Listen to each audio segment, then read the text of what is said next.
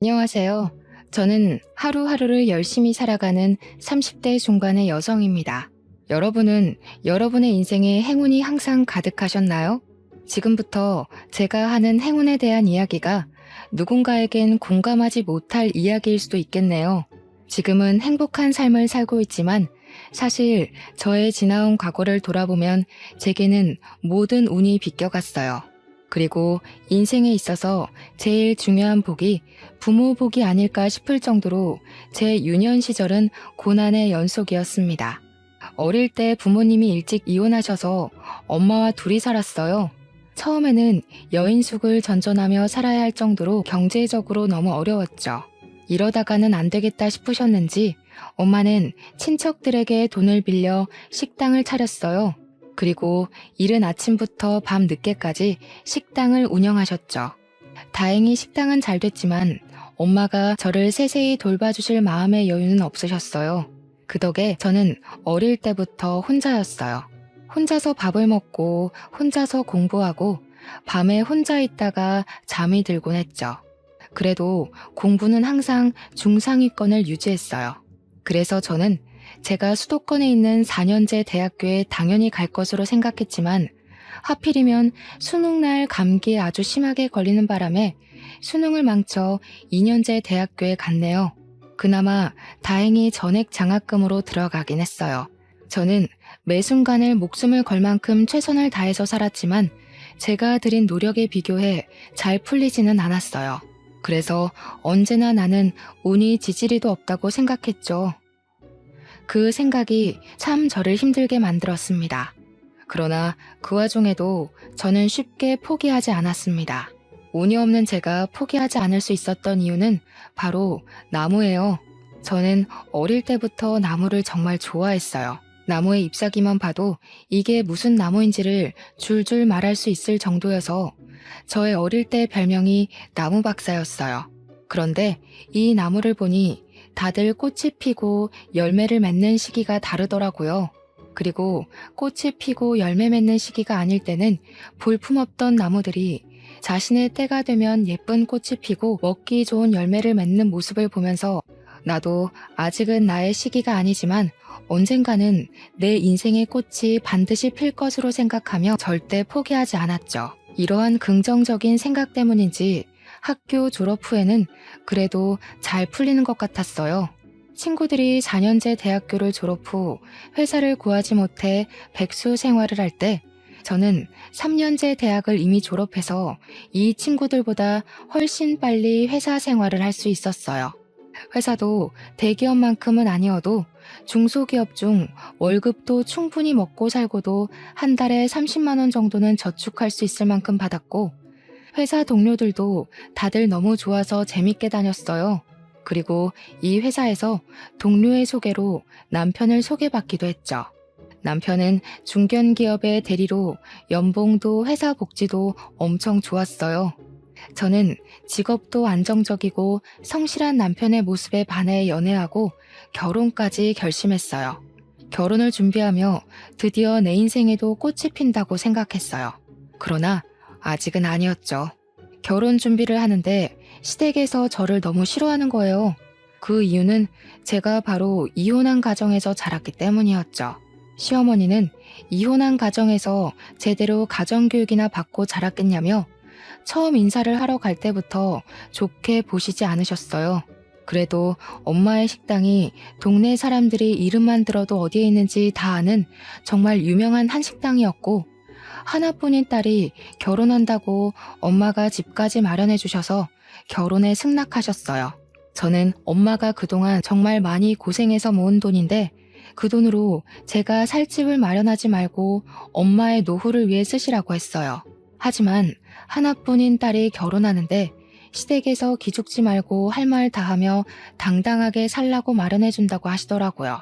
그러면서 사실 이 돈은 제가 대학교에 가면 쓰려고 모아둔 돈이었는데 대학을 전액 장학금을 받고 들어가고 생활비도 수학, 과외 아르바이트로 스스로 벌어서 모은 돈을 쓸 일이 없었다며 그 돈으로 집을 마련해 주셨어요.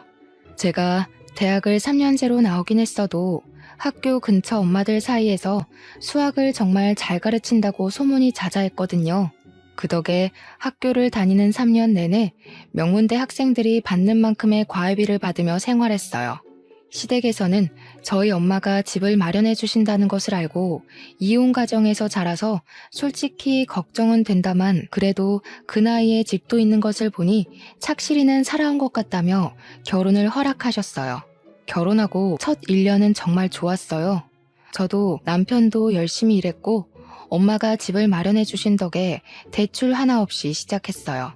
이대로만 가면 꽤 넉넉하게 잘 살 수 있겠다고 생각했죠. 그리고 곧 임신하게 되었는데 병원에서 유산의 위험이 있다며 조심하라고 했어요. 저는 아기를 지키기 위해 잘 다니던 회사도 관뒀어요. 회사를 관두는 것은 아쉬웠지만 23살부터 10년 조금 넘게 다녀서인지 퇴직금이 엄청 많더라고요. 저는 그 퇴직금을 잘 모아뒀다가 나중에 우리 아기를 위해 뜻깊게 써야겠다고 생각했어요. 우리 아기는 어떤 모습일지 상상하며 하루하루를 설렘으로 살아가던 어느 날이었어요. 남편이 최근에 부서가 이동되었는데 일도 사람도 너무 맞지 않는다며 회사를 관두고 싶다는 것이에요. 제가 회사라도 다니면 내가 돈을 벌 테니 관두라고 하겠지만 지금 저도 회사를 관둔 상태인데 남편마저 회사를 관둔다고 하니 답답하더라고요.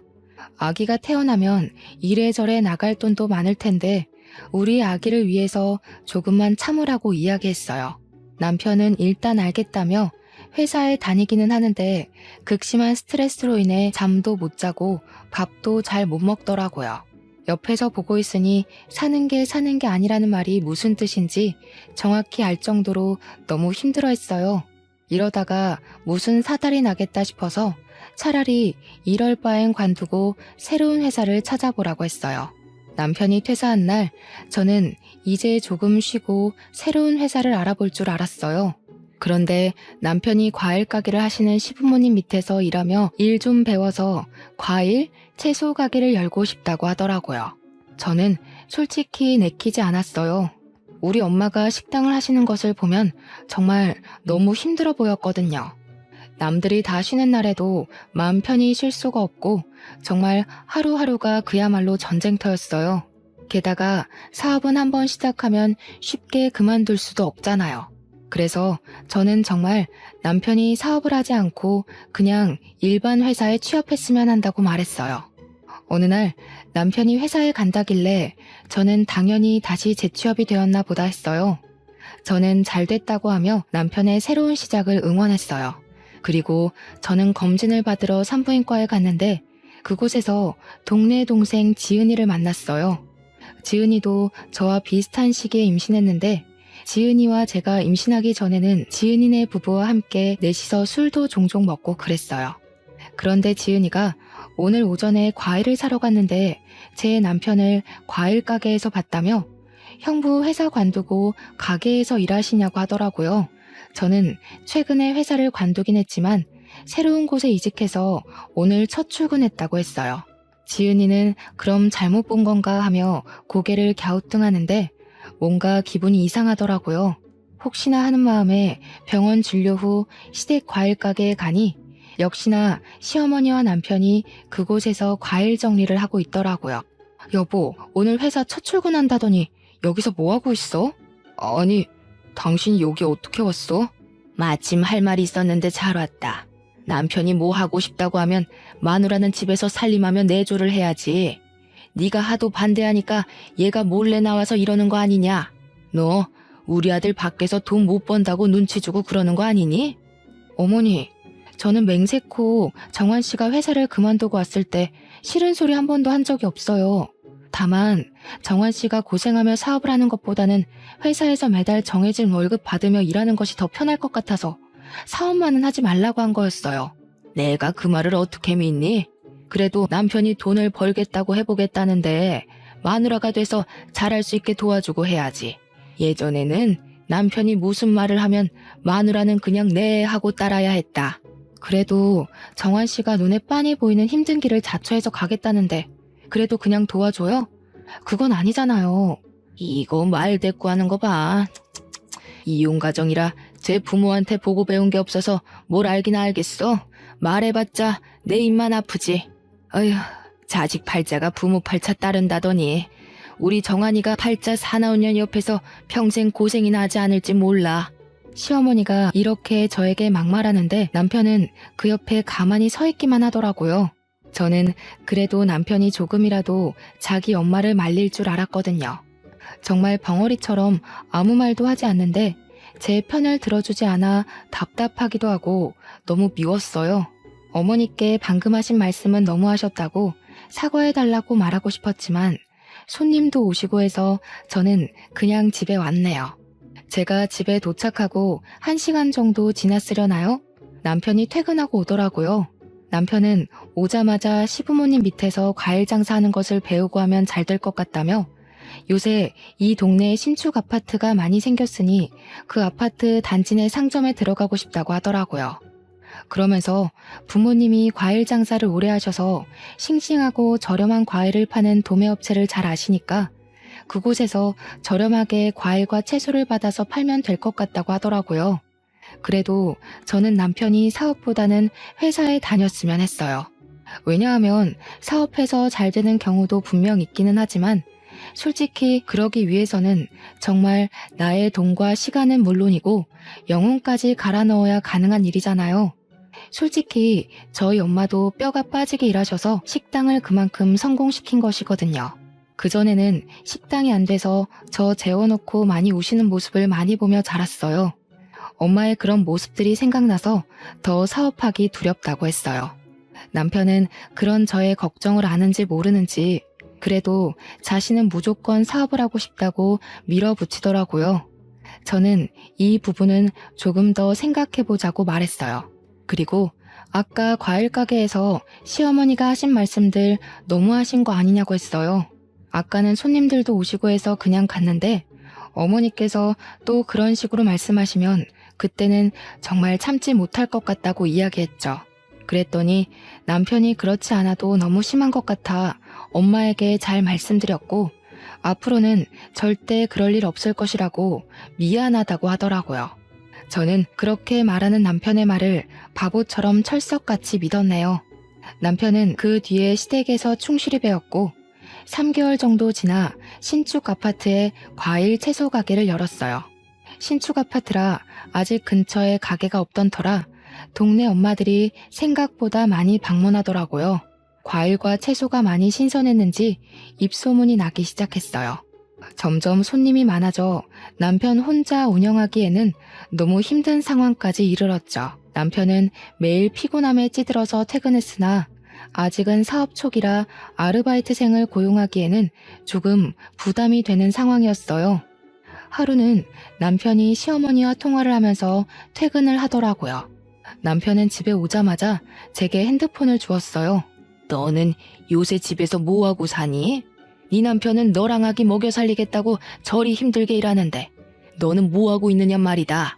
어머니, 저도 집에 있기 답답하긴 한데 병원에서 지금 유산의 위험이 너무 크다고 절대 안정을 위하라고 해서 일단 집에만 있는 거예요. 우리 아기 지켜야 하잖아요. 하여튼 요새 젊은 것들은 나약해 빠져서 안 된다니까. 유산의 위험은 무슨? 너는 맨날 피곤한 정한이 보면서도 그런 이야기가 나오니? 젊은 사람이 집에만 있으면 더 아파. 좀 나가서 정한이 일도 돕고 해라. 알겠어? 시어머니는 남편은 일하는데 저만 집에 있는 것이 못마땅하셨는데 가게에 나가서 일 좀 도우라고 성하셨어요. 그러나 병원에서는 아직은 위험하니 집에서 최대한 움직이지 말고 안정을 취하라기에 어쩔 수 없이 저는 계속 집에 있었네요. 하루는 남편이 몸살이 심하게 왔어요. 아예 일어나지도 못하고 침대에 누워 끙끙 앓기만 하더라고요. 어쩔 수 없이 가게는 하루 쉬고 저는 남편에게 먹일 죽을 끓이고 있었어요. 그때가 아침 7시였는데 그 이른 시간부터 시어머니가 집에 오셨어요. 나왔다. 아휴, 우리 집 아들 자기 마누라 먹여 살린다고 그리 고생하더니 이렇게 알아누웠네. 알아누웠어. 예, 정환이 뭐 좀 먹였니? 지금 밥을 먹을 상태가 아닌 것 같아서 죽 끓이고 있었어요. 그런데 어떻게 알고 오신 거예요? 어떻게 알고 오기는 정환이가 연락했으니 왔지. 너는 남편이 그렇게 죽을 듯이 일하는데 어떻게 가게에 한 번 와서 도와줄 생각을 안 하냐? 저는 애도 아니고 부인도 있는 사람이 아프다고 엄마에게 연락해서 아침 대바람부터 시어머니를 이 집에 오시게 한 남편이 정말 미웠어요. 하지만 아파서 누워있으니 뭐라고 할 수도 없고 그냥 꾹 참았죠. 그렇지 않아도 기분이 좋지 않은데 시어머니는 그런 저를 세워두고 막말을 하시기 시작했어요. 임신한 것이 유세도 아니고, 야, 나는 말이야, 정환이 가졌을 때 집안일이고 밭일이고 다 했어. 심지어 치매 걸리신 시어머니가 업어달라고 하셔서 업기까지 했다. 그래도 난 멀쩡했는데 너는 어떻게 임신했다고 딱 그렇게 집에 누워만 있니? 정신 상태가 아주 굴러먹었어. 어머니, 저도 집에만 있기 답답해요. 그런데 의사 선생님이 유산의 위험이 있으니 되도록 회사도 다니지 말고 집에서 안정을 취하라는데 어떻게 해요? 얘 또 말대꾸하네. 너는 너네 엄마가 시어머니가 뭐라고 하면 바락바락 대들라고 가르치디? 이래서 이혼 가정에서 자란 것들은 안 돼. 맨날 부모가 싸워대는데 뭐 제대로 보고 배웠겠어? 아휴, 어쩌다가 저런 것이 내 귀한 아들의 짝이 돼서. 어머니, 아무리 그래도 너무하신 거 아니에요? 엄마, 자기야, 그만해. 아픈 사람 두고 지금 이게 뭐 하는 거야? 이번에는 정말 참기가 너무 힘들었지만 남편이 아파 누워있는데 저는 싸울 수가 없겠더라고요. 남편에게 뭐라도 먹여야겠다는 생각에 일단 부엌으로 가서 죽을 다시 끓였어요. 그런데 시어머니가 부엌으로 따라오시더니 냉장고 문을 벌컥 여시더라고요. 세상에, 집에서 살림은 하니? 어떻게 반찬이 이렇게 죄다 풀떼기야. 그리고 지금 몸살 난 애한테 야채죽이 뭐니 야채죽이. 전복이나 소고기 같은 영양가 좋은 음식을 팍팍 넣어서 끓여야 빨리 낫지. 아직 장을 보지 못해서 그래요. 우리 정환이 고기 좋아하니까 고기 같은 거는 떨어지기 전에 부지런히 사다 놔. 알겠니? 죽은 내가 전복죽으로 시켜주마. 네가 만든 죽은 네가 먹던지 버리든지 해라. 그 죽 먹고 어디 몸살이 났겠니? 시어머니는 죽을 끓이고 있는 제 옆에서 죽집에 전화해서 전복죽을 주문하셨어요. 아, 그리고 너 이제 임신한 지 한 5개월 됐지? 이제 좀 괜찮은 거 아니야? 정환이 다 나아서 가게에 출근하면 너도 따라 나와서 좀 도와라. 알겠니? 집에서 안정은 무슨. 그렇지 않아도 어제 병원에서 이제 안정기니 슬슬 운동을 하고 해서 가게에 나가려던 참이었어요. 정환씨 괜찮아지면 같이 나가려고요. 그래, 처음으로 네가 내 말에 동의하는구나. 아무튼 정환이 전복죽 잘 먹이고 난 가게에 간다. 시어머니는 아침부터 제 속을 뒤집어 놓으시고는 가게로 떠나셨어요. 저는 어머니한테도 서운했지만 오늘도 어머니의 막말을 그저 듣기만 한 남편에게도 많이 서운했어요. 그래도 아프니 제 감정을 티내지 않고 전복죽을 먹이고 약도 먹이며 정성껏 보살펴줬어요. 어머니가 시켜주신 전복죽 탓이었는지 아니면 저의 간호 덕분이었는지는 모르겠지만 남편은 그날 저녁에 바로 몸이 괜찮아졌고 다음날 우리는 같이 가게에 출근했어요. 남편은 제게 일을 하나씩 알려주며 말로는 쉬엄쉬엄 하라고 했지만 자꾸 이것저것 시키더라고요. 저도 가게에 놀러 간 것은 아니기에 최선을 다해서 일했어요. 그렇게 남편을 따라 가게에서 일한 지 일주일이 지났어요. 가게에 있는데 뭔가 느낌이 이상하더라고요. 화장실에 가보니 출혈이 생각보다 심했어요. 저는 바로 병원으로 갔어요. 병원에서는 검진하더니 아기의 상태가 심각하다며 임신 종결을 해야겠다고 당장 입원하고 내일 바로 수술을 하라고 하더라고요. 그리고 다음날 저의 아기는 제 품에서 떠났어요. 수술 후 마취가 덜 깨서 정신없는 상태로 병실에 누워있는데 시어머니가 들어오셨어요. 너는 아이를 잘 지켜야지 유산을 시키냐? 너네 엄마는 지금 아기를 잃어버렸는데 안 오시고 뭐 하신다니? 엄마, 미진이 지금 막 수술실에서 와서 마취도 덜 깼어. 속상한 마음 알지만 그만해. 그리고 장모님은 식당에 예약 손님 있으시다고 내일 오신대. 그깟 식당일 뭐가 그리 중하다고 자기 딸이 남의 집 귀한 손주 잃어버렸는데 오지도 않는 게 말이 되니? 역시 이혼한 가정은 어쩔 수 없다니까. 엄마, 그만해. 뭐 미진이만 잘못해서 이렇나? 내가 미진이에게 일을 시켜서 그랬지. 솔직히 엄마가 미진이한테 가게에 가서 도우라고 했잖아. 그래서 일하다가 유산된 거지 뭐. 그니까 엄마도 나도 뭐라고 할 자격 없어. 어머, 너 얘랑 같이 살더니 너도 얘처럼 변하니? 생전하지 않던 말대꾸를 다 하고. 나는 너 임신 중에도 반 메고 할 것 다 했어. 가게 일 조금 도왔다고 유산한 게 말이 되니? 어머니, 제발 그만하세요. 정말 듣고 있기 너무 힘드네요. 뭘 그만해? 남의 집 귀한 손주 잃은 주제에 뭘 잘했다고 큰 소리야? 하여튼 누가 지 엄마 닮아서 팔자 사나운 년 아니랄까봐. 아유, 속상해서 여기 못 있겠다. 나 간다. 네 마누라 잘 병간호해라. 시어머니는 몸도 마음도 아픈 제게 굳이 막말을 퍼부으시고는 가셨어요. 남편은 엄마도 속상해서 그러신 거라며 저를 위로해 주었지만 이미 어머니의 말로 만신창이가 되어버린 저는 남편의 말이 하나도 들리지 않더라고요. 다음 날 아침 일찍부터 엄마가 식당 문을 닫고 오셨어요. 엄마는 유산도 출산과 같다며 친정에서 몸조리하자고 하셨어요. 남편도 집에 혼자 있는 것보다는 친정집에서 푹 쉬는 것이 좋겠다고 하더라고요. 그래서 병원에서 퇴원 후 저는 친정으로 갔어요. 그런데 제가 친정집에 가 있는 동안 남편 가게에 문제가 생겼어요. 남편이 저 없이 혼자서 일하다 보니 과일과 채소의 신선도를 이전만큼 꼼꼼히 체크를 하지 못해 신선하지 않은 과일과 채소를 팔게 되었어요. 동네 사람들 사이에서 처음에는 좋은 제품을 팔더니 점점 좋지 않은 제품을 판다는 소문이 퍼지게 되었어요. 제가 완전히 회복하고 집으로 돌아왔을 때는 이미 매출이 바닥을 치고 있었고 처음에 시작했을 때는 하나도 없던 빚이 점점 늘어났어요. 결국 우리는 가게 문을 닫을 수밖에 없었어요. 당장 고정 지출은 있고 돈이 필요한데 가만히 손을 놓고 있을 수는 없었어요.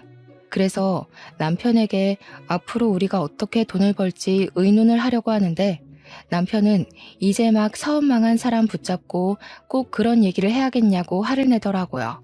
저는 좀 당황스럽긴 했지만 공들여서 열심히 준비한 사업이 망했으니 그 충격이 꽤 컸겠다 싶어서 미안하다고 했어요. 남편은 잠시 화를 사귀더니 한다는 소리가 우리 가게 옆에 배달만 하는 음식점이 잘 되던데 배달만 하는 음식점을 열고 싶다는 거예요. 그래서 제가 배달만 하는 음식점이라고 해도 돈이 있어야 할 것 아니냐고 했더니 장모님이 마련해 주신 이 집을 팔자고 하더라고요. 지금 집값이 많이 올라서 이 집을 팔면 돈이 꽤 나올 거라면서요. 우리 둘만 있으니 이 집 팔고 원룸으로 이사하고 집 판 돈에 이전에 내가 받은 퇴직금 보태서 다시 사업을 시작해보자는데 저는 이건 아니라고 더 나이 먹기 전에 회사에 들어가라고 했어요. 남편은 제 이야기를 듣고 문을 세게 닫고 방으로 들어가더라고요. 전 그런 남편을 굳이 말리지 않고 거실에 앉아 있었어요. 그런데 잠시 뒤 시어머니가 또 우리 집에 오셨어요. 남편이 방에 들어가 자기 엄마에게 우리가 싸운 이야기를 다 한 것 같았어요. 너는 어떻게 된 애가 남편이 뭐 좀 해보겠다는데 왜 사사건건 방해니? 정환이가 다른 사람 밑에 들어가서 일 못하겠다잖아. 아니면 네 남편 그냥 있게 네가 돈을 벌든가. 어머니가 원하는 대로 과일 가게 했잖아요. 결국엔 이렇게 망했어요. 그래서 빚 하나도 없던 저희가 빚더미에 앉았다고요. 지금 이 모습을 보고도 또 사업하라는 얘기가 나오세요? 그리고 사업은 땅 파서 해요. 돈이 있어야 할 것 아니에요, 돈이. 너네 엄마가 준 이 집 팔면 되잖아. 여기 집값 엄청나게 올랐던데. 그럼 수익도 생기고 돈도 생기고 좀 좋아. 거기에 너 옛날에 회사 다니면서 받은 퇴직금, 그 퇴직금 못해서 다시 시작하면 되지. 꼭 너는 네 남편을 회사에 보내서 노예처럼 일하게 해야겠어? 어머니, 이 집은 저희 엄마가 평생을 바쳐서 모은 돈으로 마련한 집이에요. 다른 건 몰라도 이 집만큼은 절대 팔고 싶지 않아요. 어쩔 수 없이 판다 해도 뜻깊은 일에 쓰고 싶지 결과가 빤히 보이는 남편 사업에 투자하고 싶지는 않네요. 결과가 보이는 사업? 너 말 다 했어? 무슨 결과가 보이는데? 무슨 결과겠니? 그걸 굳이 내 입으로 말해야 하니?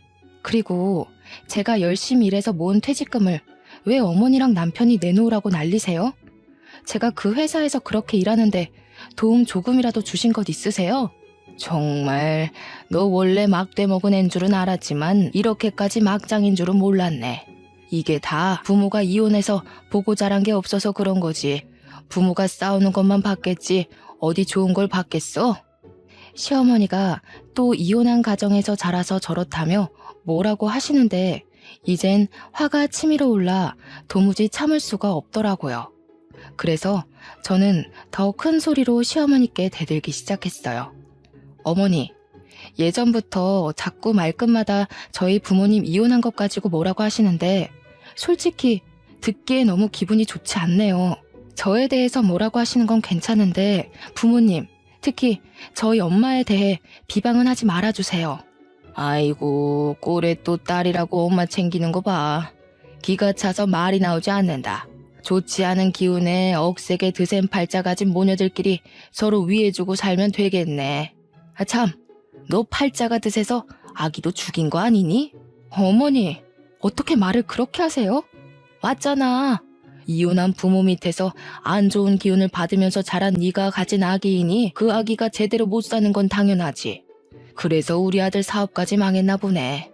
네가 아주 우리 아들을 쫄딱 망하게 하는구나. 저희 엄마 이혼은 하셨지만 제게 아빠의 빈자리가 느껴지지 않도록 최선을 다해 키우셨어요. 제가 이혼 가정이라서 어두워 보일 수도 있긴 하겠으나 그래도 제가 저희 엄마 비난과 조롱을 당해야 할 만큼 잘못 살아오지는 않았어요. 아이고, 그러셔? 네, 잘나셨습니다.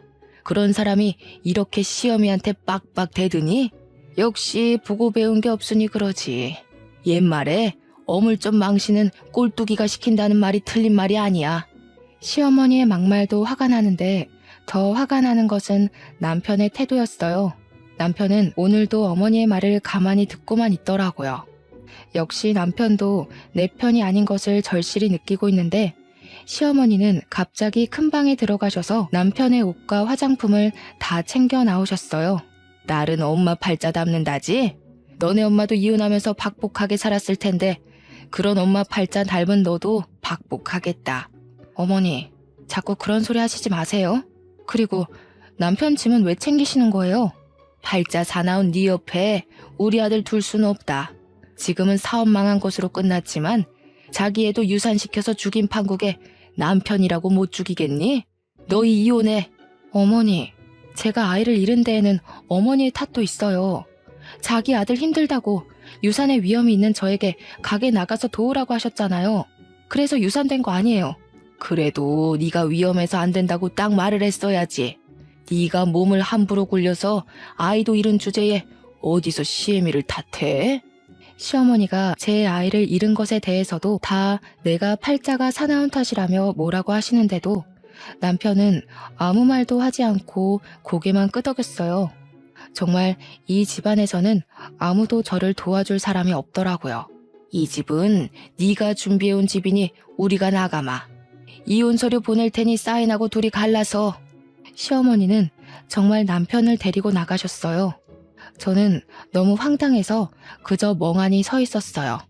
남편에게 사업하지 말고 회사에 다니라고 말한 것이 이렇게 이혼을 할 만큼 잘못인가 싶더라고요. 그래도 설마 제가 불륜을 저지른 것도 아닌데 정말 이혼을 할까 싶었어요. 사업을 망하고 기가 죽어있는 아들이 안쓰러워서 속상한 마음에 그러시는 거겠지 했는데 며칠 뒤 정말 남편은 이혼 서류를 보냈어요. 저는 어이가 없었지만 제게 항상 막말을 퍼부으시는 시어머니를 더는 가족으로 생각하기 힘들었고 항상 시어머니 옆에서 벙어리처럼 가만히 있는 남편을 붙잡고 싶지는 않았어요. 그래서 저도 미련 없이 서류에 사인하고 그렇게 이혼을 하게 되었어요. 이혼 후 저는 친정으로 가서 엄마께 그간의 모든 상황을 다 말씀드렸어요. 엄마는 이혼하고 온 저의 손을 꼭 잡고 그동안 고생했다고 하시며 그냥 엄마가 사준 집은 팔아버리고 같이 살자고 하셨어요. 이 지역 집값이 고공행진 중이라서 그런지는 몰라도 꽤 비싼 값에 팔렸어요. 그 돈으로 일단 엄마의 가게를 확장해서 이사했어요. 가게의 규모가 커지니 일손이 많이 부족해 오전에는 엄마의 가게에서 음식 손질하는 것을 도와드리고 오후에는 학원에서 수학 강사로 일했어요. 학원에서는 처음엔 학벌이 좋지 않아 절 채용하지 않으려 했지만 절실해 보이고 성실해 보여서 채용했다고 하시더라고요. 저는 원장 선생님의 기대에 부응하고자 다른 선생님들보다 더 일찍 출근하고 학생들도 정말 최선을 다해서 가르쳤어요. 학생들과도 돈독한 관계를 유지했고 제가 수학을 가르친 바는 성적이 꽤 많이 오르기도 했어요. 이렇게 저의 일에 만족감을 느끼며 열심히 일하던 어느 날 같이 일하는 선생님이 저에게 동영상을 하나 보여주며 이거 선생님 아니냐고 물어보더라고요. 보니까 제가 강의하고 있는 동영상이었고 댓글에는 정말 잘 가르치고 열정적인 이 시대의 참된 선생님이라는 글이 있었어요. 알고 보니 제 수업을 듣던 학생이 저의 동영상을 짧게 찍어 올린 것이었어요. 그 뒤로 제가 가르치는 학원 수강생은 급속도로 늘었고 그 학생들이 SNS의 수학은 당연히 잘 가르치고 삶의 지혜도 가르쳐주는 참된 스승님이라며 긍정적인 글을 더 써주어 저는 SNS에서 핫이슈가 되었어요. 제가 사실 수학을 가르치면서 중간중간 제가 살아온 이야기를 해주며 학생들에게 지금은 힘들겠지만 조금만 더 힘을 내서 너희들이 정말 하고 싶은 일을 하며 살라고 항상 이야기를 했거든요. 저의 제자들이 저처럼 모진 말을 듣고 힘든 일을 겪지 않았으면 하는 마음에서요. 저의 이러한 진심이 통했는지 학생들 사이에서 소문이 점점 더 퍼졌고 저는 더 바빠졌어요. 그리고 이제는 어지간한 회사원들보다 더 많은 돈을 벌 수 있었죠. 저는 정말 바빠졌지만 그래도 오전에는 매일 엄마의 식당 일을 도왔어요. 하루는 집에서 일어나 평소처럼 대충 머리를 묶고 집에서 입던 옷을 입고 엄마 식당에 일을 도우러 가는데 전 남편이 앞에 있는 거예요. 넌 꼴이 그게 뭐냐? 나랑 이혼하더니 백수 됐어? 그렇게 사업하지 말라고 내가 하는 일마다 회방 놓더니 꼴 좋다. 나는 그새 애인도 생겼는데 너는 아직도 이러고 살아? 안 됐다. 엄마 가게 일하러 가는데 굳이 예쁘게 꾸미고 차려입을 필요 없어서 항상 씻지도 않고 대충 입고 갔거든요. 그런데 전 남편은 저의 이런 모습만 보고 저에게 백수라느니 하며 한심한 표정을 짓더라고요. 그래서 저는 제 지갑에 있던 저의 명함을 보여줬어요. 오, 수학 강사. 나름 사자 직업이네. 그런데 수학 강사로 생활이 되나? 별로 돈 많이 안 된다던데. 저는 저를 무시해대는 전 남편에게 SNS에서 돌아다니는 저의 짧은 동영상 하나를 보여줬어요. 엄청나게 많은 학생 앞에서 여유롭게 강의하는 제 모습을 본 전 남편은 깜짝 놀라더라고요. 그때 근처에서 한 여성분이 전 남편의 이름을 부르며 다가왔어요. 바로 전 남편이 새로 만나고 있다는 애인이었죠. 그 여성분은 저를 빤히 보더니 저를 안다고 하더라고요. 전 남편이 어떻게 아느냐고 물으니 자기 동생이 학원 수강생인데 매일 저의 강의 영상을 보면서 집에서 복습하고 있다고 하더라고요. 그러면서 동생이 실력 좋으신 선생님으로 유명하신 분이라고 했다며 농담으로 앞으로 더 유명해질지 모르니 사인이라도 받아둬야 하는 거 아니냐며 웃더라고요. 전 남편은 제가 이렇게 유명해졌다는 사실을 알고 휘둥그레지며 헤어졌어요. 엄마의 가게에 도착해서 일을 돕는데 엄마가 재밌는 이야기를 하나 해주시겠다고 하더라고요. 사실 엄마의 식당이 너무 잘 돼서 2호점을 오픈할 생각으로 좋은 상가 자리를 찾고 계셨어요. 그래서 부동산에 식당할 자리를 구한다고 했더니 터가 아주 좋은 곳에 싸게 매물이 나왔다고 주소를 알려줬는데 시댁의 과일 가게 자리였대요. 엄마가 부동산 사장님께 여기 과일 가게였는데 왜 내놨냐고 물으니 건물주한테 쫓겨났다고 하는 거예요. 쫓겨난 이유는 과일 가게 주인인 전 시모가 이혼 가정에서 자란 제 욕을 그렇게 하고 다녔대요. 이혼한 부모 밑에서 자라 팔자 억세고 운도 지지리도 없는 년이랑 자기 아들이 결혼해서 하는 일마다 풀리지 않는다면서요. 그런데 그 소리를 들은 건물주가 너무 화가 나서 월세를 말도 안 되게 올리고 이 월세를 내지 못하자 가게를 빼라고 했다는 거예요. 알고 보니 이 건물주의 부모님이 가정폭력으로 이혼하시고 찢어지게 가난하게 사셨대요. 그래도 악착같이 돈 모아서 건물주가 되셨다고 하더라고요. 건물주는 꼭 그 이야기가 자신에게 하는 것 같다며 이혼 가정에서 힘들게 자랐을 며느리에게 도움은 못 될 망정 어떻게 그리 욕을 하냐고, 그런 인성이 나쁜 사람은 잘 되면 안 된다고 내보냈다는 거예요. 저는 엄마의 이야기를 들으며 뿌린 대로 거둔다는 말이 틀린 말이 아니라며 그렇게 저와 엄마를 무시하더니 잘 됐다고 했어요. 그날 오후 엄마는 잠깐 짬을 내서 전 시모의 과일 가게를 인수했고 그 뒤로 2호점 오픈 준비에 학원 강의까지 하루하루를 눈코 뜰 새 없이 바쁘게 보냈어요. 강의를 마치고 밤늦게 집으로 가는데 전 남편이 집 앞에 있는 거예요. 퇴근하는 저를 보더니 다시 같이 살자고 하대요. 저는 네가 만나는 애인은 어쩌고 나한테 와서 이러냐고 물으니 그때 걔는 예뻐서 만나긴 했는데 너무 무식하다고 하더라고요. 그러면서 저처럼 똑똑하고 현명한 여자를 만나고 싶다고 하더라고요. 전 당연히 전 남편과 합칠 생각이 눈꼽만큼도 없어서 그냥 보낼까 하다가 전 시모의 과일 가게도 쫓겨났다는데 뭐하고 사는지 궁금하더라고요. 물어보니 그냥 엄마 과일 가게가 망해서 지금은 회사 구하면서 막노동을 하고 있다는 거예요. 아휴, 그렇게 사업하고 싶다고 노래를 부르더니 결국 그렇게 됐어? 내가 넌 멍청하니까 사업하지 말고 진작에 회사 다니라고 했잖아. 진짜 100번은 말한 것 같은데? 그래도 난 너네 엄마 덕에 인생 폈지. 너 같은 머저리랑 이혼시켜줘서 그 뒤로 나는 인생이 아주 잘 풀리네. 뭐? 그 말은 내가 없어서 더 잘 됐다는 거야? 그럼!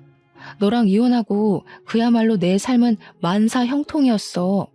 내가 이때까지 성공 못한 게 다 멍청하고 운이 지지리도 없는 널 만나서였던 것 같아. 어떻게 오랜만에 만나서 말을 그딴 식으로 해? 좀 좋게 말해줄 순 없어? 좋게? 너 내가 너네 엄마한테 무시당하고 막말 듣고 우리 엄마 이혼했다고 뭐라고 하실 때 너는 뭐 하고 있었어? 그러지 말라고 제대로 말려본 적 있어? 그 옆에서 그냥 다 듣고만 있었잖아.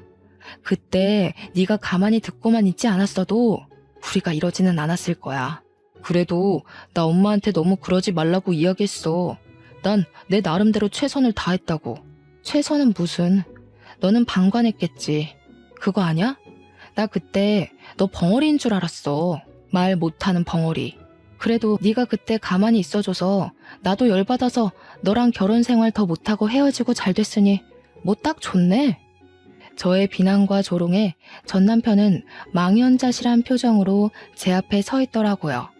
그 표정을 보니 정말 10년 묵은 채증이 내려가는 것처럼 아주 통쾌하고 고소하고 좋더라고요. 그리고 그런 남편에게 마지막 결정타를 한 방 더 날렸어요. 아, 그리고 너네 엄마 이혼 부모 밑에서 자란 나를 엄청나게 욕하고 다니시다가 건물주한테 쫓겨났다며? 사업이 망하기는 무슨, 쫓겨난 거지. 네가 그걸 어떻게 알아? 사실 너네가 쫓겨난 자리에 우리 엄마 식당 2호점 오픈해. 그 건물주가 그랬다고 하더라. 너네 엄마가 이혼 가정에서 힘들게 자랐을 며느리에게 힘이 돼주지는 못할 망정 욕하고 다니는 거 보면 인성이 아주 글러먹은 사람이라며. 그런 사람은 반드시 망하게 해야 한다던데? 뭐? 그럼 갑자기 건물주가 월세 올리고 못 내니까 나가라고 한 것도 다 그것 때문이었어? 그래, 너네 엄마의 그 말 때문에 그런 거였어. 몰랐니? 너네 엄마의 막말이 씨앗이 돼서 불행이 시작된 거지. 아, 그리고 건물주가 이 동네 건물주 대표더라고. 건물주가 이 동네 건물주들에게 너네 엄마에 대해 다 이야기한 것 같던데 가게를 쉽게 구할 수 있으려나 몰라? 전 남편은 한숨을 크게 내쉬더니 다리에 힘이 풀렸는지 주저앉으려고 하더라고요. 저는 넘어지려는 전 남편을 일단 잡아서 일으켰어요. 아이쿠, 넘어지면 안 되지. 그 멍청한 여자친구 불러줄까? 멍청한 너랑 한 세트처럼 너무 잘 맞을 것 같은데. 천생연분 아니냐? 멍청이 커플. 그리고 미안하지만 난 이미 만나는 남자가 있어. 꿈도 꿀 생각하지 말고 둘이 꼭 결혼까지 해주라. 특별히 축의금은 내가 1,000원 보내놓을게. 저는 전 남편에게 만나는 남자가 있다고 했지만 사실 없어요. 엄마 가게 일 도와드리고 학원 강사 일로 하루 24시간이 모자랄 정도이거든요. 그런데 있다고 하니 전 남편이 씩씩대면서 가는데 그 모습을 보며 깔깔거리며 웃어줬네요. 사실 전 남편과 어이없게 이혼하면서 할 말 제대로 하지 못한 것 같아서 아쉬웠거든요. 그러나 제가 아주 완벽히 잘 살고 있는 모습을 보여주며 최고의 복수를 한 것 같아서 기분이 너무 좋았어요. 드디어 내 인생에도 꽃이 피고 열매가 맺히는 것 같더라고요. 요새 시기가 시기인 만큼 다들 힘들고 어려우신 것 같아요. 제 주변만 봐도 그렇고요. 저 역시 그랬어요. 어릴 때는 걸핏하면 부모님이 큰 소리로 싸우셔서 항상 공포와 불안감에 살아야 했어요.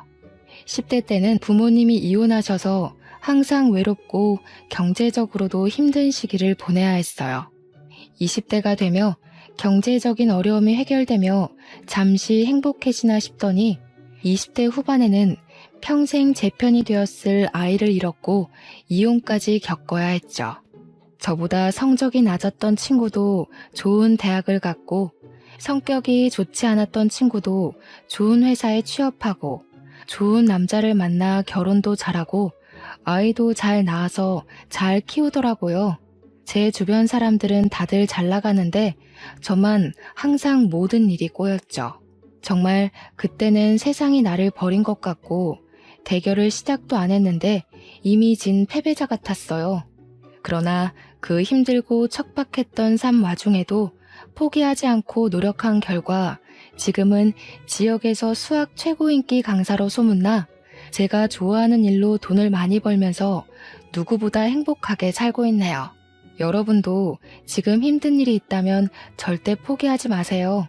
나무가 뿌리를 내리면 언젠가는 꽃이 피고 열매를 맺듯 여러분의 삶이라는 나무도 이미 뿌리를 내렸으니 분명 언젠가는 꽃이 피고 열매를 맺어 남들이 우러러보는 날이 올 거예요. 그날을 기다리며 여러분도 저도 다들 힘내서 열심히 살아나가요. 오늘 하루도 힘내시고 저의 기나긴 사연 들어주셔서 감사해요.